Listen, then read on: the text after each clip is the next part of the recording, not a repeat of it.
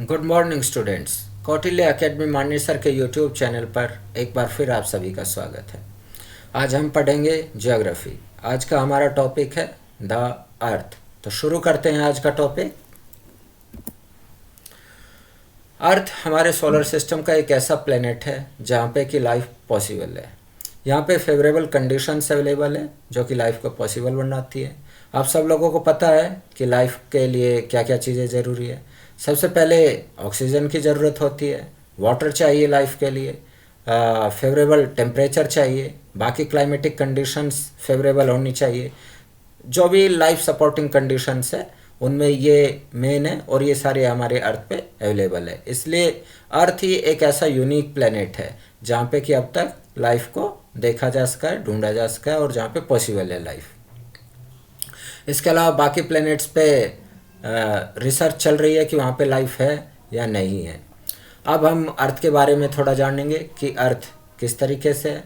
अर्थ जो है सन से तीसरे नंबर पे आता है, डिस्टेंस के हिसाब से थर्ड प्लेनेट है अर्थ, और साइज़ के हिसाब से देखें तो ये फिफ्थ प्लेनेट है। अर्थ से बड़े प्लेनेट कौन कौन से हैं? जुपिटर है, सैटर्न है, यूरेनस है और नेपच्यून है। ये चारों अर्थ से बड़े प्लेनेट है। अर्थ जियोड है, अर्थ की शेप जियोड है। ये एक स्पेसिफिक वर्ड यूज़ किया जाता है अर्थ की शेप के लिए, जियोड। अर्थ टेरेस्ट्रियल प्लेनेट है। टेरेस्ट्रियल प्लेनेट के बारे में हमने पिछले चैप्टर में भी पढ़ा था कि टेरेस्ट्रियल प्लेनेट कौन कौन से हैं जिनका सरफेस सॉलिड और रॉकी है। मरकरी, वीनस, अर्थ और मार्स। तो अर्थ भी एक तरीके से टेरेस्ट्रियल प्लेनेट है और इसका सरफेस भी रॉकी है। क्लियर है यहाँ तक?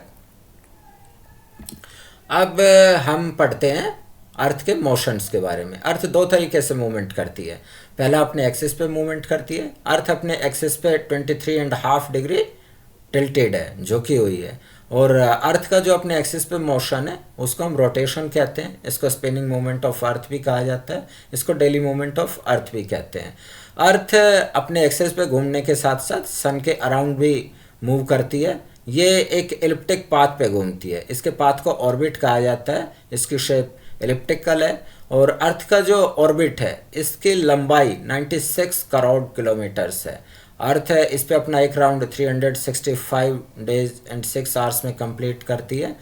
इसको ईयरली मूवमेंट ऑफ अर्थ भी कहा जाता है। रोटेशन जो हमने इससे पहले पढ़ा वो उसमें एक राउंड 24 आवर्स में कंप्लीट किया जाता है। अच्छा, इसकी इलिप्टिकल शेप होने के कारण अर्थ अलग अलग टाइम पे अलग अलग पोजीशन में होती है। कभी सन के नज़दीक होती है, कभी सन से दूर होती है। ये 3 जनवरी को सन के सबसे ज़्यादा नज़दीक होती है और 4 जुलाई को सन से ज़्यादा दूरी पे होती है। सबसे ज़्यादा दूरी पे होती है सन से 4 जुलाई को। अर्थ और सन की जो एवरेज दूरी है वो 14.98 करोड़ किलोमीटर है। लेकिन जब ये सबसे कम होता है डिस्टेंस तो ये 14 करोड़ 70 लाख किलोमीटर होता है, यानी 14.7 करोड़ किलोमीटर्स। और जब मैक्सिमम होता है 4 जुलाई को तो ये 15.21 करोड़ किलोमीटर्स होता है। क्लियर है यहाँ तक? अब हम बात करते हैं अर्थ के मेजर डोमेन्स की। अर्थ पे 3 मेजर डोमेन्स माने जाते हैं, लिथोस्फेयर, हाइड्रोस्फेयर एंड एटमॉस्फेयर।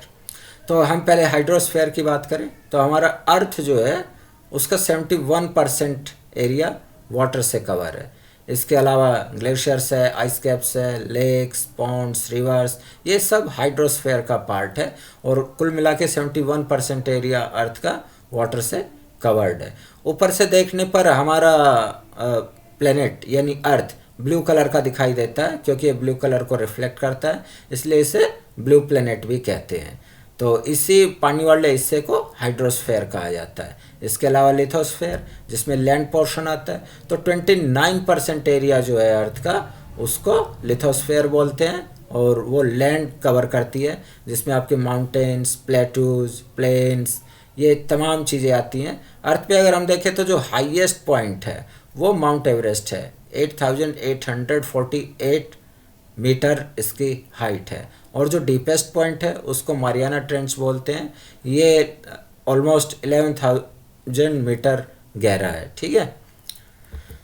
अब हम एटमॉस्फेयर के बारे में जानते हैं। अर्थ का एटमॉस्फेयर एक यूनिक फीचर है। जैसे औरों के एटमॉस्फेयर में वो सारी चीज़ें नहीं मिलती है जो कि हमारे अर्थ के एटमॉस्फेयर में मिलती है। इसका कंपोजिशन इस तरीके का है जो लाइफ को सपोर्ट करता है, यानी कि इसमें ऑक्सीजन मिलती है। ऑक्सीजन एक इस तरीके की गैस है जो ज़िंदा रहने के लिए बहुत ज़रूरी है। नाइट्रोजन मिलती है, नाइट्रोजन 78% है, ऑक्सीजन ऑलमोस्ट 21% है। इसके अलावा ऑर्गन है 0.93%, कार्बन डाइऑक्साइड है 0.04%। इनके अलावा नियोन है, क्रिप्टन है, मीथेन है, हीलियम है, हाइड्रोजन है और वाटर वेपर्स है हमारे एटमॉस्फेयर में। तो हमारा एटमॉस्फेयर इन सब चीज़ों को मिला के बनता है।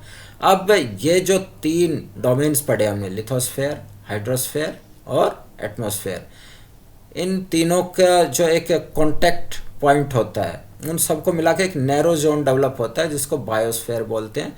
और इन सारे डोमेन्स के बारे में हम एक अलग वीडियो में डिटेल में पढ़ेंगे, ठीक है।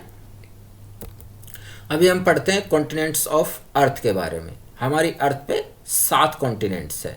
इन कॉन्टिनेंट्स के नाम है Asia, Africa, north America, south America, Antarctica, Europe and Australia.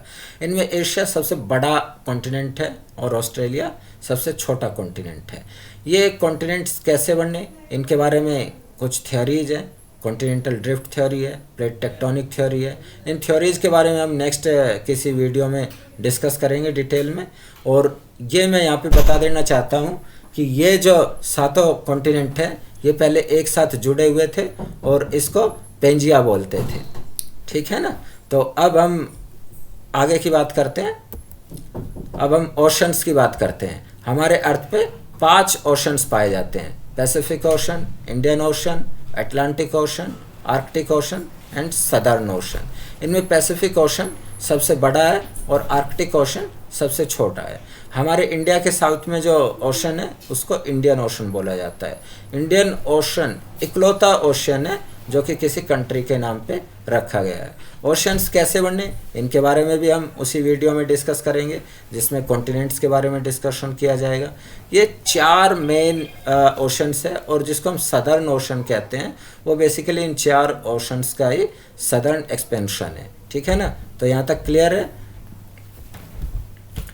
तो आज के टॉपिक में इतना ही, और वीडियो देखने के लिए आप सभी लोगों का बहुत बहुत शुक्रिया। वीडियो को ज़्यादा से ज़्यादा शेयर कीजिए, लाइक कीजिए और कमेंट बॉक्स में कमेंट कीजिए।